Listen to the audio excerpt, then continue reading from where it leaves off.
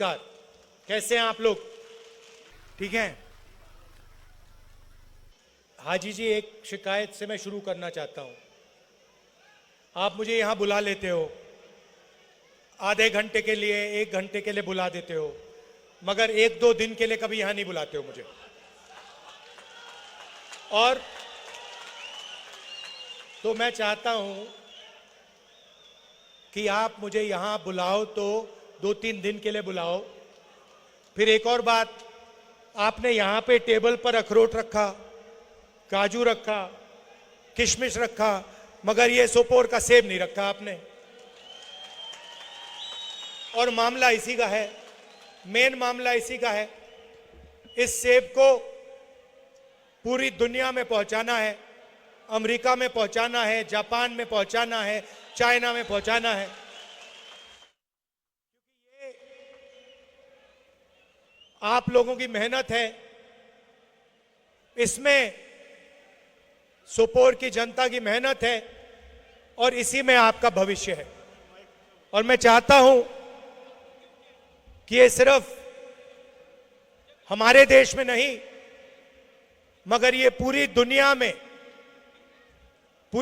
में पहुंचे।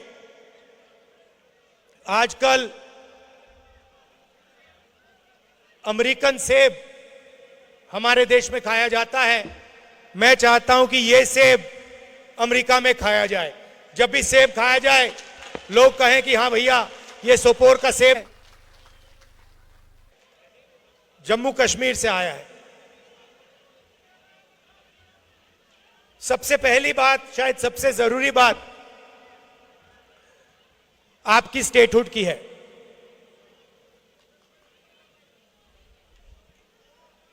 बहुत सारे यूनियन टेरिटरीज को स्टेट में बदला गया है, यह हुआ है। स्टेट्स को बांटा भी गया है।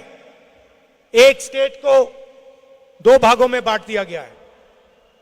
आंध्र प्रदेश हुआ करता था, उसमें से तेलंगाना बनाया। बिहार हुआ करता था, बिहार और झारखंड बने। मध्य प्रदेश में से छत्तीसगढ़ बनाया गया। मगर पहली बार इतिहास में, हिस्ट्री में, एक स्टेट को यूनियन टेरिटरी में बदला गया है। और यह शर्म की बात है। यह हिंदुस्तान में कभी पहले नहीं हुआ है। पहली बार जम्मू कश्मीर के लोगों को कहा गया है कि भैया आप स्टेट नहीं हो, आप यूनियन टेरिटरी हो। आपको चीफ मिनिस्टर नहीं चलाएगा, एमएलए नहीं चलाएंगे, आपको बाहर के लोग, लेफ्टिनेंट गवर्नर, ब्यूरोक्रेट्स चलाएंगे। हम चाहते थे कि चुनाव से पहले आपको आपका स्टेटहुड वापस दिया जाए। और जम्मू कश्मीर के सब लोग ये चाहते हैं, सब लोग ये चाहते थे कि स्टेटहुड हमें पहले वापस मिले और उसके बाद चुनाव हो। नहीं हुआ, ठीक है, पहला कदम चुनाव है, मगर इसके बाद जम्मू कश्मीर को स्टेटहुड मिलना ही पड़ेगा।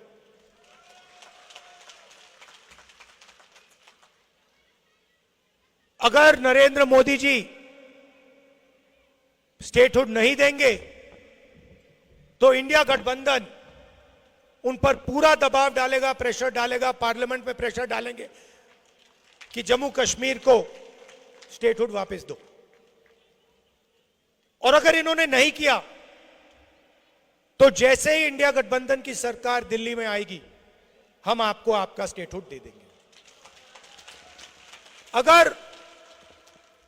अगर इस सेब को अमेरिका में, जापान में पहुंचाना है तो पहला कदम आपको स्टेटहुड देना है, उसके बिना नहीं हो सकता। दिल्ली में जो सरकार है वो 2-3 अरबपतियों की सरकार है। यहां जो आपको सही दाम नहीं मिल रहा है, हिमाचल प्रदेश में भी सेब के किसानों को सही दाम नहीं मिलता है। उसका कारण अदानी है। नरेंद्र मोदी जी की सरकार 10-15 अरबपतियों के लिए काम करती है। जो भी वो करते हैं 10-15 लोगों के लिए करते हैं। एयरपोर्ट्स, पोर्ट्स, इंफ्रास्ट्रक्चर, सारा का सारा ये 2-3 लोगों को देते हैं और ये 2-3 लोग इनकी मार्केटिंग करते हैं। नोटबंदी की, गलत जीएसटी लागू की, जो छोटे बिजनेसेस हैं, यहां के जो लोकल बिजनेसेस हैं, सेब का जो बिजनेस चलाते हैं, इन सब को नोटबंदी और जीएसटी ने खत्म किया है। गलत जीएसटी ने छोटे बिजनेसेस को खत्म कर दिया है और आज यह हालत है कि पूरे देश में युवाओं को रोजगार नहीं मिल सकता। जम्मू कश्मीर की हालत आप जानते हो। यहां पे बड़ी बड़ी बातें होती हैं, मगर अगर जम्मू कश्मीर का युवा रोजगार चाहता है उसको नहीं मिल सकता है। अगर वो एंटरप्रेन्योर है, छोटा बिजनेस चलाता है, मिडिल साइज बिजनेस चलाता है, हैंडीक्राफ्ट्स का काम करता है, तो बैंक के दरवाजे उसके लिए बंद हैं, टेक्निकल सपोर्ट नहीं है। पूरा का पूरा सिस्टम 10-15 अरबपतियों की मदद करने में लगा हुआ है। जीएसटी में आप पैसा देते हो, जितना पैसा आप देते हो हिंदुस्तान के गरीब लोग देते हैं, उतना ही पैसा अदानी देता है। अगर आप शर्ट के लिए 18% देते हो तो अदानी भी उसी शर्ट के लिए 18% देता है। जितना जीएसटी गरीब व्यक्ति देता है उतना अरबपति देता है।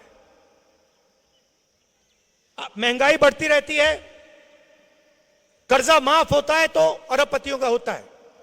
16 लाख करोड़ रुपए नरेंद्र मोदी जी ने 20-25 लोगों के माफ किए, मगर किसान हो, मजदूर हो, छोटा व्यापारी हो, कॉलेज स्टूडेंट हो, इनका कर्जा कभी माफ नहीं होता है। यही फर्क है हम में और उनमें। यहां पे उन्होंने हाई टेक्नोलॉजी की बात की, स्मार्ट मीटर लगा दिया। पहला काम हमारी सरकार करेगी, ये स्मार्ट मीटर है उसको निकाल देंगे, खत्म कर देंगे। और जहां भी ये जाते हैं, जहां भी ये जाते हैं, भाई को भाई से लड़ा देते हैं। एक धर्म को दूसरे धर्म से लड़ाएंगे, एक भाषा को दूसरी भाषा से लड़ा देंगे, एक जात को दूसरी जात से लड़ा देंगे। नफरत और हिंसा की इनकी विचारधारा है और इन्होंने ये पूरे देश में फैला दिया है। पूरे देश में नफरत फैलाई है और इसीलिए कन्याकुमारी से लेकर जम्मू कश्मीर तक हमने पैदल यात्रा की और हमने उनसे कहा, देखिए आप अगर नफरत का बाजार खोल सकते हो तो हम मोहब्बत की दुकान भी खोल सकते हैं। अगर आप नफरत फैला सकते हो तो हम मोहब्बत फैला सकते हैं। और जितनी उन्होंने मोहब्बत, जितनी उन्होंने नफरत फैलाई, उससे दुगना हमने मोहब्बत फैलाई। और 4000 किलोमीटर चले, यहां तक जम्मू कश्मीर तक हम आए। क्यों? हम मैसेज देना चाहते थे, यह भाईचारे का, मोहब्बत का देश है, यह सब लोगों का देश है, इसमें सबकी रिस्पेक्ट होनी चाहिए, सबकी इज्जत होनी चाहिए, भाईचारा होना चाहिए, शांति होनी चाहिए।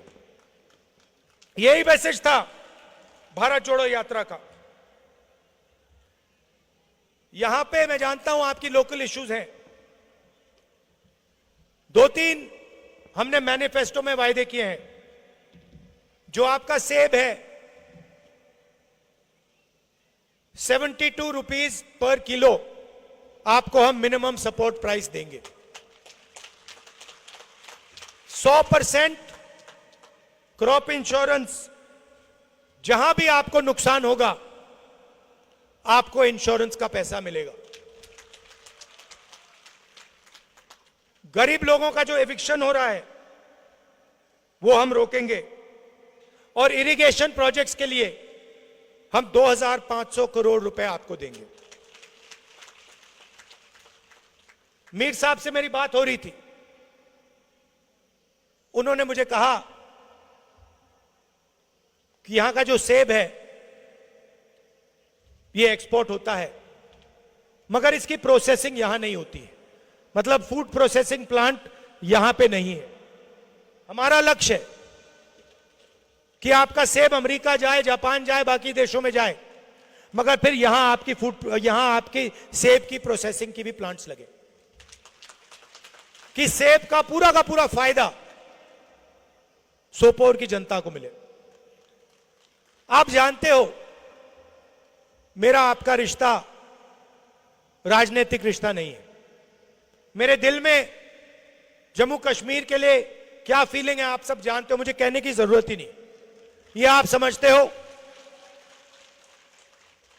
ये खून का रिश्ता है, बहुत पुराना रिश्ता है, मोहब्बत का रिश्ता है, और आप जानते हो जब भी मेरी जरूरत है, चाहे सेब की बात हो, स्मार्ट मीटर्स की बात हो, किसानों की बात हो, जब भी आपको मेरी जरूरत होगी आपको सिर्फ बुलाना है, मैं यहां हाजिर हो जाऊंगा। और ये मैं दिल से कह रहा हूं, आप ट्राई करो, अगली बार कहना, अपने एमएलए से कहना, जो जीतेंगे उनसे कहना भैया राहुल जी को बुलाओ, और आप देखना जैसे ही आप मुझे बुलाओगे मैं यहां हाजिर हो जाऊंगा। और अगली बार बुलाओगे तो भैया आधे घंटे के लिए मत बुलाना, कम से कम 1-2 दिन के लिए बुलाना, गहराई में मुझे यहां समझाओ क्या हो रहा है। आप सबका दिल से बहुत बहुत धन्यवाद। नमस्कार, जय हिंद।